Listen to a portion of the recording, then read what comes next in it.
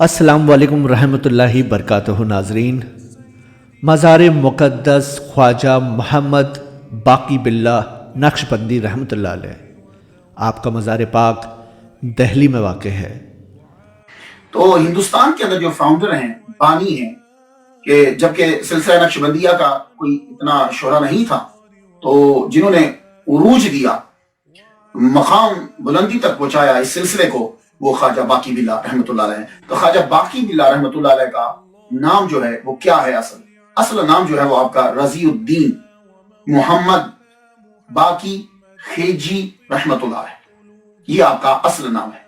تو خواجہ باقی باللہ رحمۃ اللہ علیہ یہ باقی باللہ کے نام سے جو ہے یہ مشہور ہو گئے۔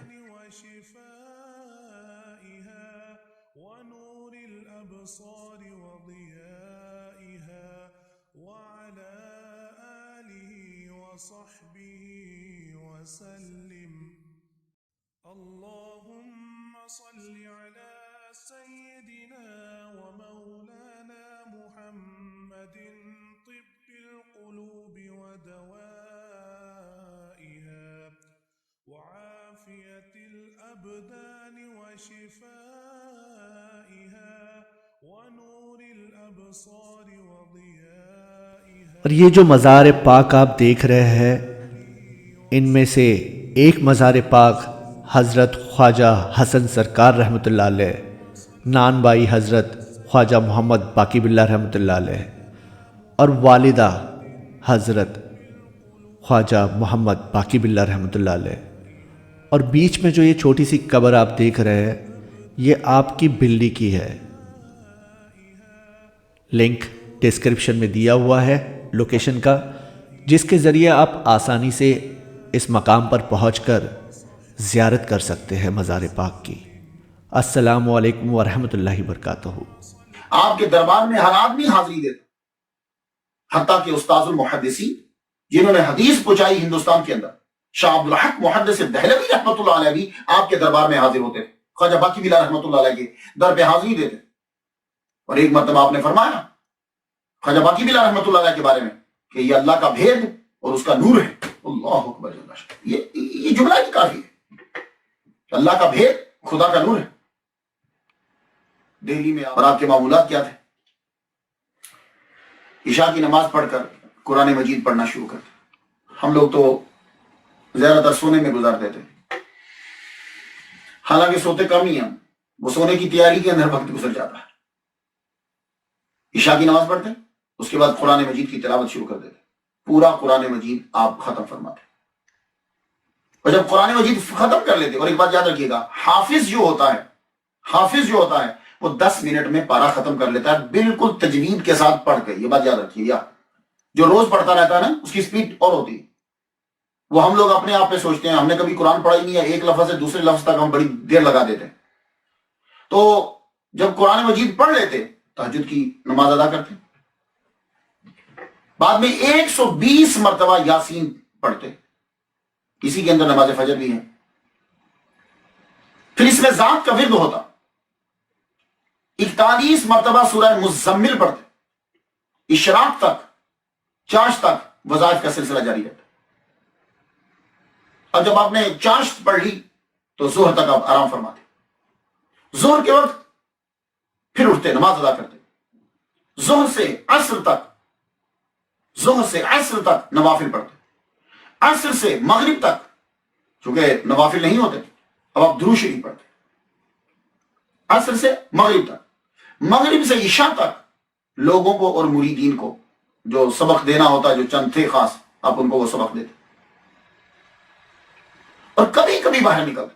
اور جب باہر نکلتے تو کہاں جاتے؟ صرف حضرت خواجہ بختیار کاکی رحمۃ اللہ علیہ کے روزہ اطہر پر جاتے۔ میں یہ پڑھ کر بڑا حیران ہوں، یقین لگی ناظرین، بہت حیران ہوا میں۔ خواجہ بختیار، یہ بختیاری بخت ہے، بختیار کاکی رحمۃ اللہ علیہ کیا ہے؟ چشتی۔ خواجہ بختیار کاکی رحمۃ اللہ مرید ہیں خواجہ معین الدین اجمیری چشتی رحمۃ اللہ علیہ کے، وہ خود چشتی ہیں۔ اور خواجہ باقی باللہ کیا ہیں؟ یہ نقشبندی ہیں، تو نقشبندی چشتی کی روزہ اطہر پر جاتا ہے۔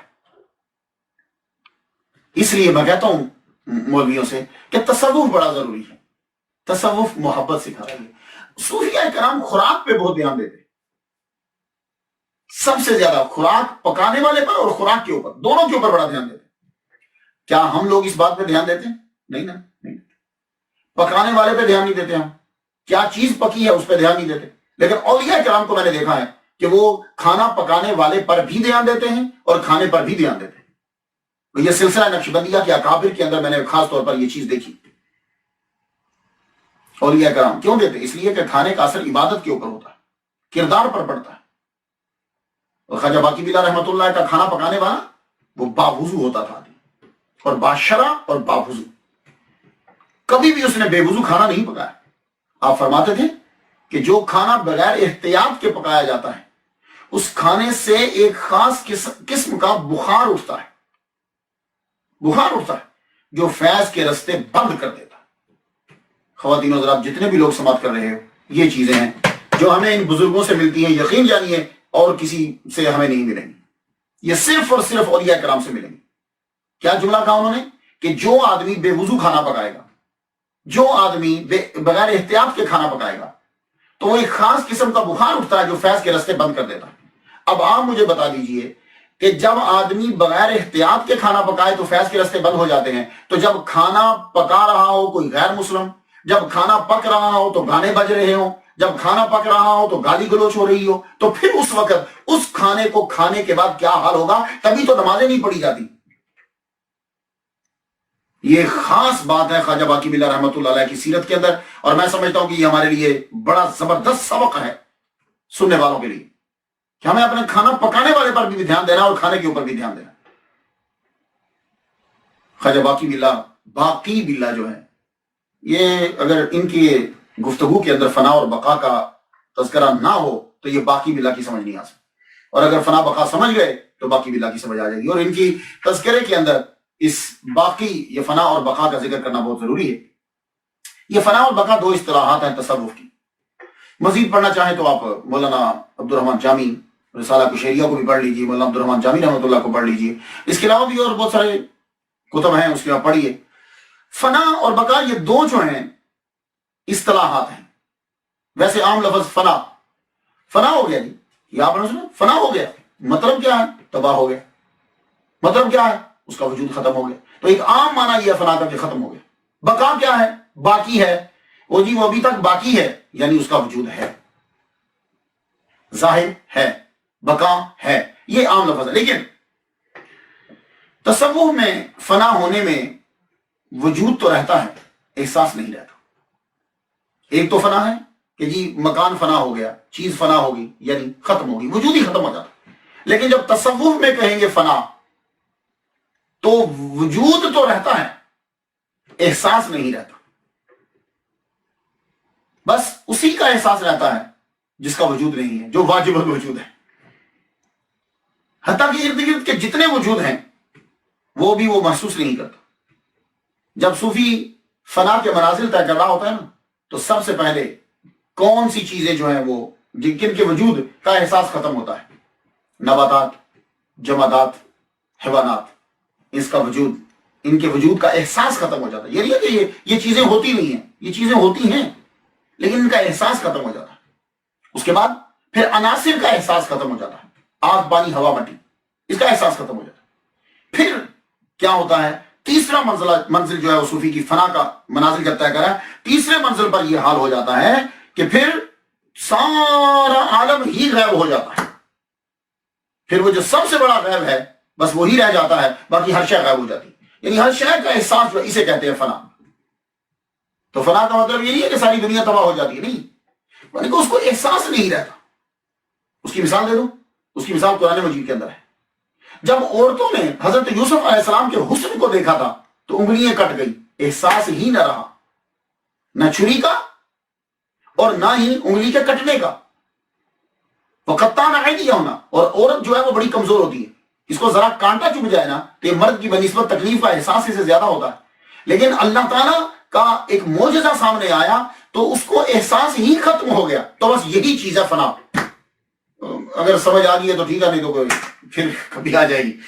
تو فنا یہ ہے کہ وجود تو چیزوں کا رہتا ہے، احساس ختم ہو جاتا ہے صوفی کو احساس نہیں رہتا۔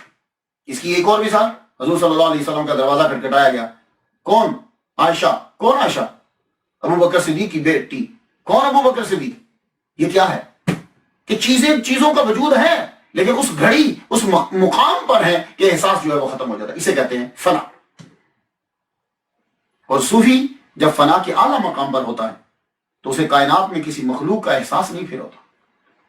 فنا میں ایک اور چیز ہے, ایک بات اور, فنا کا ایک اور کہ جو فنا کے منازل صوفی طے کر رہا ہے نا, وہ ساری برائیوں کو فنا کر دیتا ہے. جتنی حسی ہیں, عقلی ہیں, ظاہری ہیں, باطنی ہیں, جتنی قسم کی برائی ہیں نا, وہ اس کو فنا کر دے گا, یعنی ختم کر دے گا. پھر وہ بقا ہو جاتی ہے اچھائیوں کے ساتھ. تو فنا کے بعد مقام ہے بقا کا.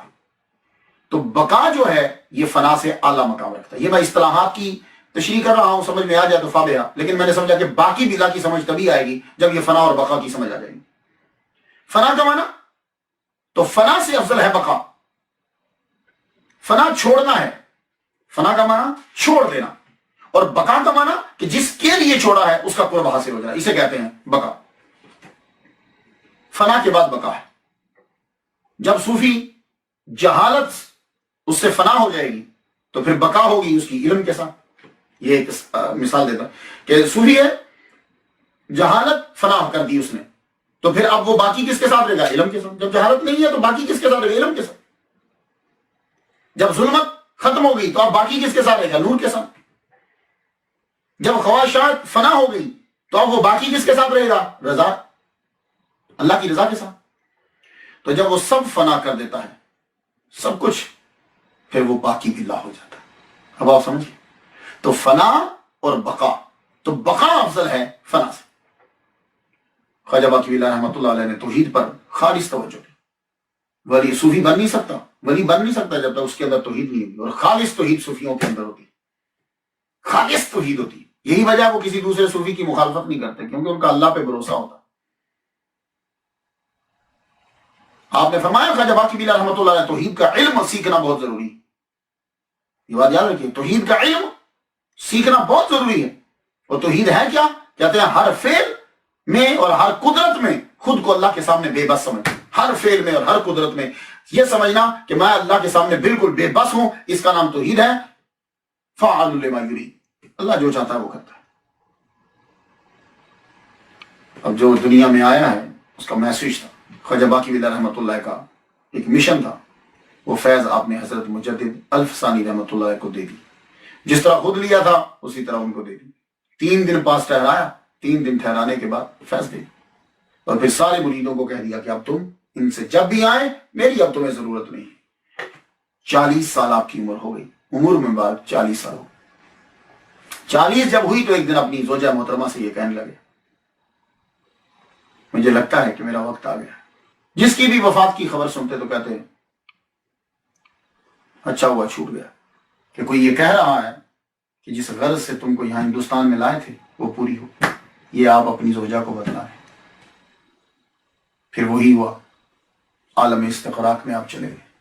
لوگوں نے یہ سمجھا کہ دنیا سے رخصت ہو گئے, لیکن پھر آپ کچھ گھنٹوں کے بعد واپس آئے تو مسکرا رہے تھے. تو فرمانے لگے مرنا ایسا ہے تو موت بڑی نعمت ہے بھائی, اور ایسے حال سے نکلنے کو دل ہی نہیں چاہتا. یقیناً آپ نے اس عالم استغراق کے اندر آپ نے انعامات کو, جنت کو, ساری چیزوں کو دیکھ لیا ہوگا. 25 جمادی الثانی 1025 ہجری کو اللہ اللہ اللہ کہتے ہوئے جان خیرات کر دی. جاؤ لے جاؤ. آپ کا مزار مبارک بیرون شہر دہلی بجانب اجمیری دروازہ قرب قدم رسول صلی اللہ علیہ وسلم. یہ قدم رسول کیا ہے؟ فیروز شاہ تغلق کے دور میں مخدوم جہانیہ جہاں گشت شیخ جلال الدین بخاری رحمۃ اللہ علیہ مصر سے حضور صلی اللہ علیہ وآلہ وسلم کے قدم مبارک کا نشان لے کر آئے تھے. اس کو جب لے کر آئے تو یہاں لا کے رکھ دیا اور اس کے ارد گرد عظیم الشان عمارت بنا دی. اب جب حضور صلی اللہ علیہ وآلہ وسلم کا قدم مبارک کا نشان وہاں آیا تو جو بڑے بڑے آدمی جو مرتے تھے وہ اپنی قبر اس کے قریب بناتے تھے کہ تاکہ ہم پہ بھی رحمت نازل ہو. تو ایک دن خواجہ باقی بلا رحمۃ اللہ علیہ اس جگہ پہ گئے تو وہاں بیٹھ کر آپ نے جہاں آپ کی قبر ہے وہاں نفل ادا کیے. 2 نفل پڑھنے کے بعد جب اٹھے تو آپ کے دامن کے ساتھ مٹی لگ گئی.